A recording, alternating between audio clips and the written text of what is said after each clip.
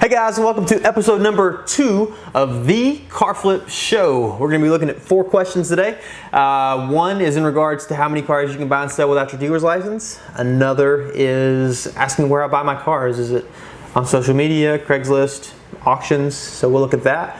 Another is referencing a question from last week about establishing value, how to know what a car is worth before you buy it. So we'll go a little more in depth there. And the last question is asking, do the techniques that I use here in the US, would they apply the same in the UK?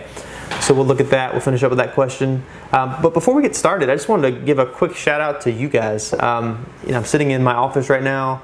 I'm literally staring at a camera and you're staring at your computer screen. But I just want to say thanks for watching. I've had a lot of folks email. I've had a lot of folks comment on social media, giving me some feedback and things maybe that would be better about the show and things we could change. I had a lot of folks send emails with things that they liked and things that helped them maybe just kind of get past that little hurdle that they were facing in buying and selling cars. So just want to say thanks. You guys are really awesome, and you've given me a lot of good feedback, and I appreciate that. And if you remember last week, we had our questions on sticky notes, so we got a little more advanced this week, and we're using the iPad. So we'll get into the first question. This is from Mullins98. This was on YouTube, actually a comment on episode number 1. It says, how many cars can I buy and sell without a dealer's license? And this is probably, it's definitely in the top 3. It's probably the most popular question that I get asked. That's how many cars can I sell a year until maybe DMV contacts me, or how many can I sell before I get in trouble? The simple answer is most states have a cap that you can sell within that range before it throws a red flag. In North Carolina, it's 5. Some states are 3, 4. I've heard of some states that are around 7, which is really nice. Essentially, when you buy a car and sell it, if it goes into your name, it's registered. And I've never heard of anyone actually getting in trouble for this, but at the same time, a lot of folks probably try not to hit the cap, so maybe that's why. But when you sell the amount of cars that your state has capped at, so in North Carolina, if I sold my 6th car, what is supposed to happen is I'm supposed to get some sort of a letter or some sort of a notification that asks why, and it would recommend that if I'm going to continue to do that, that I would get my dealer's license. I've heard of some people mention that there are fines or penalties, and on that I'm honestly not 100% because that's never happened to me. But let's say your state allows you to do 5. So you could sell your 5 cars. If you're married, you could use your wife's name to register those in, so there's 5 more. If you have children that have their driver's licenses, there's another 5. If you have a friend that doesn't mind you registering some cars in their name, there's another 5. So you could kind of work that system to not go over the cap. If you're in a state that allows you to do 7, and that's even better. You get 7, your wife gets 7. That adds up pretty well. Another way, and this is the way that if you're a part of the Facebook group, you've heard people reference this. If you know someone that buys and sells cars without a dealer's license, and if they're doing multiple a month, this is how they do it. And this is something that I think legally I probably can't recommend that you do, but I'm simply going to tell you this is how people do it, and that's by, you hear some people call it floating titles.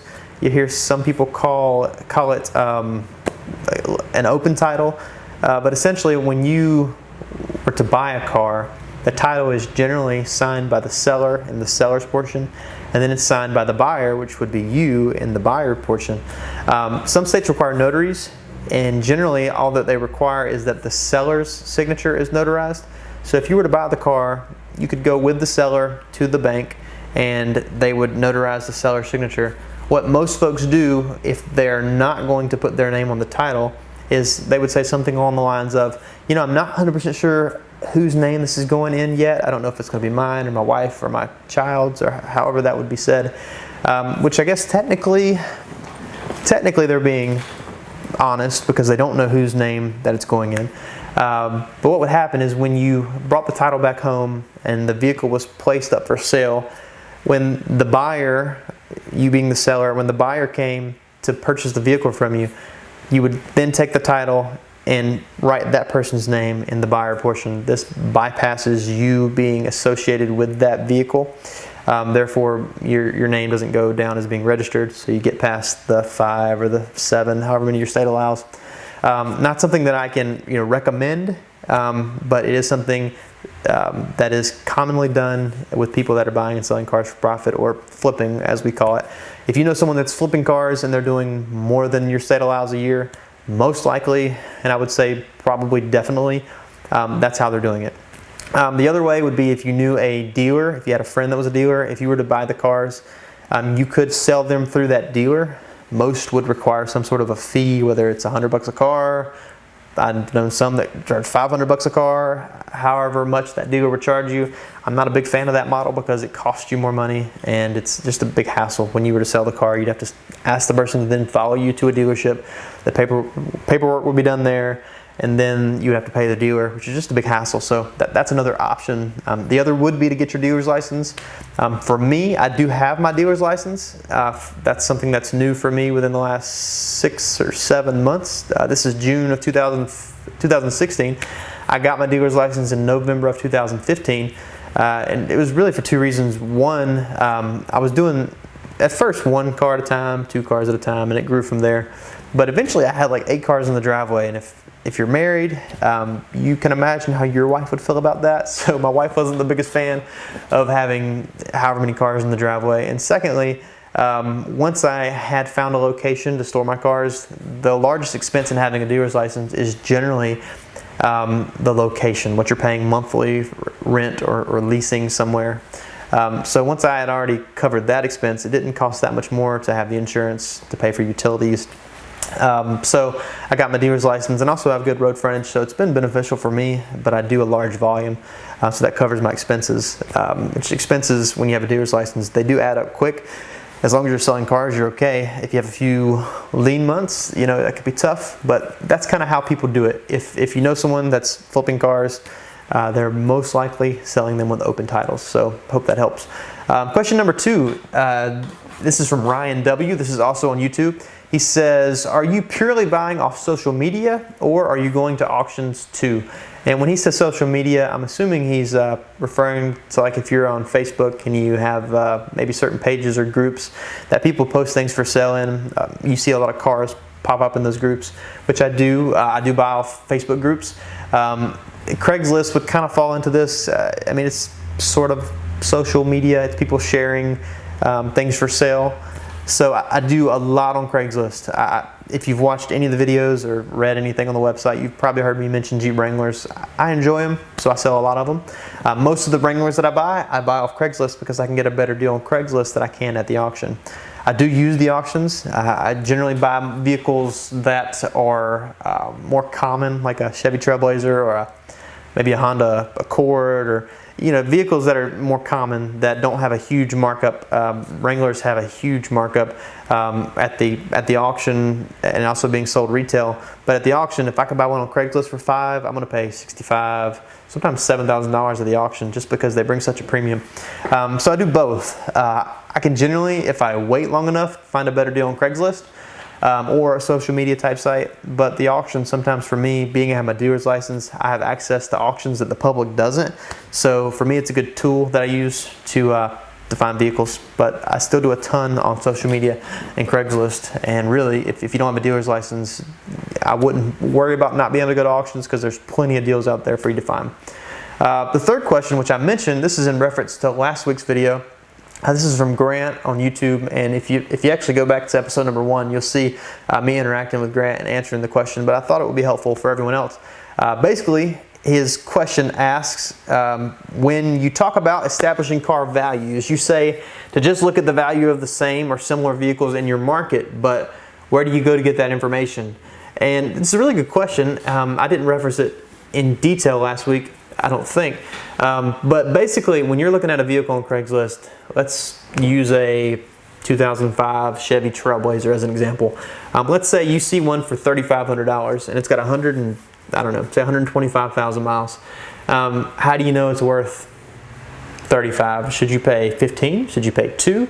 Or is 35 a good deal? Should you run over there and buy it right now? What you would do is go back to the main page on Craigslist, leave your tab open with that Trailblazer, go back to the main Craigslist page in a separate tab, click on Cars and Trucks, do Buy Owner Only, and then search 2005 Chevy Trailblazer at the top. You're going to get a list of several. You're going to see them for 6, you're going to see them for 4, you're going to see them for 15, you're going to see them all over the place. But there should be a baseline that you start to see. And I have got my detail guy pulling in right now, so we'll see if he walks through the main office or not. So that'll be interesting. But essentially what you would do is you would establish a baseline. You're going to start to see that, okay, the one for 1500, that needs an engine, so that's why it's so much. The one for 6, that's only got 27,000 miles, which is completely different than what you'd be looking at. So you start to see that a lot of them are in that 45 to 5 range. If they're similar miles, similar vehicles, that's your baseline, 45 to 5. And the one you're looking at, they're asking 35. So for me, that's not as much profit. You're going to be famous. This is Christian. He's our detail guy. You can't see him in the video. But anyway, he's going to have to walk through awkwardly now to the garage. There he goes. But basically what you would do, you would establish the baseline there. And if 45 to 5 is the value and you're seeing 3,500, you probably want to try to talk them down. So for me, I like to have at least a $2,000 profit on every car that I sell. Or I guess I should say the possibility for a $2,000 profit. That doesn't mean I'm going to make $2,000 on every vehicle. It happens on most, but if I know reasonably I can get 45, I want to be in it for 25. So that means the $3,500 vehicle needs to be negotiated down closer to that 25 range. So that's all you're doing is establishing a baseline. And the more you scan Craigslist, the more you're looking for deals, you're going to start to see baseline prices. You're going to start to know that a 2005 Trailblazer is worth X amount because you've seen other ones to go in that range, or to be, at least people are asking in that range. And then when you see that one pop up for $2,500, you know to jump on it, you know to call them. That's kind of the process there. You want to kind of establish those baselines with different vehicles, and then you can reference those baselines to find good deals. So I hope that helps, Grant. I feel like I answered the question in the other video or underneath the video, but I figured that would help. If you had that question, surely other people do. Our last question, I don't have a name for this one. This is an anonymous email, but it says, can you apply any of the information to flipping cars in the UK? So basically, can I apply any of my information here in the US to where he is in the UK? And I mean, the simple answer is yes. If you can buy something at a good deal, which in our case is a car, and there's a market for it, and you can sell it at a profit, that works anywhere. I've talked to people in Australia, I've talked to people, I think there was a guy in Germany, I want to think it was Germany, Canada, South America. There's people all over the world doing this, and some markets are different, and maybe yours is different. I was talking to a guy in the Bahamas not long ago. He was actually a taxi driver, and he considered opening a car dealership or buying and selling cars, but the market is very limited there. There's not a lot of access to vehicles. There's a big demand, but there's not as many vehicles available. So what he does, he goes over to Miami, and he did this for a few of his taxis, and he figured if he can do it for his taxis, he can buy other cars. So his plan was to go to Miami to buy cars, have them freighted over, and sell them there on the island.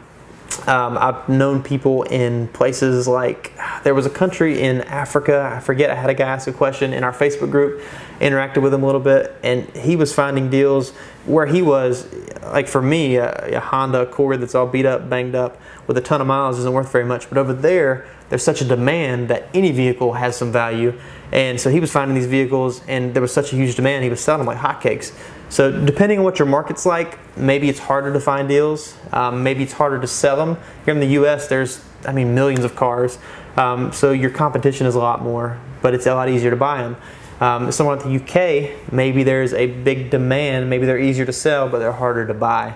So you've kind of got to be mindful of your market to know the rules and regulations and how things are enforced there in the UK. But the general concepts of looking for deals, negotiating, buying, reconditioning, and then selling, they're all the same. It's just a cycle, which is actually something I'm working on right now. I'm building a course to teach people how to do this, to teach people from knowing nothing to knowing how to buy and sell cars. I'm actually working on a process right now, and all it's ended up being is a circle. You start out scanning for deals, you go through finding, negotiating, looking at the cars, you can negotiate again, to buying, to reconditioning, to the sales process, and then you end up right back in the same spot and you do it all over again. It's just rinse and repeat. You do the same thing over and over and over again, and it doesn't matter if you're in Raleigh, North Carolina, which is where I am, or you're in the UK, or you're in India, or you're in wherever, the process works no matter where you are. So I hope that helps, guys. I'm really enjoying making these videos. I'm really enjoying the interaction. You guys asking follow-up questions. I'll be looking at the comments below, and who knows, maybe we'll use some of the questions that pop up in the comments for future videos. If you have not, head over to thecarflip.com, and at the top of the page there'll be a bar, and it says something like, if you're interested in more information, put your email address here. I don't know exactly what it says, but it says something like that. Put your email address in there, and it's going to invite you to join our Facebook group. There's a The Car Flip Facebook group. There's a lot of really awesome people asking questions, helping one another. I jump in there as much as I can, which has not been as much as I would like here recently because I've been busy with the business here, and I've also been busy building this course that I've been talking about here for the last few weeks. Actually just got back from vacation in Amish country in Pennsylvania, which was actually interesting. Before I leave, I was talking to an Amish guy that actually flipped buggies, which I thought was interesting. You don't even have to do cars. I mean, he's flipping buggies, which was, I thought, pretty cool. So until next time, I would love your questions. You can post them in the comments below, or on Twitter you can go to @thecarflip. We'll hopefully be monitoring that more in the near future. We're working on doing more with social media. The Facebook group is the biggest thing right now, so if you're in the Facebook group, there's going to be a lot of action there. The Twitter @thecarflip, and then the Instagram @thecarflip are things that we're building currently. I'm trying to spend more time in those areas, and so you should see more there in the future.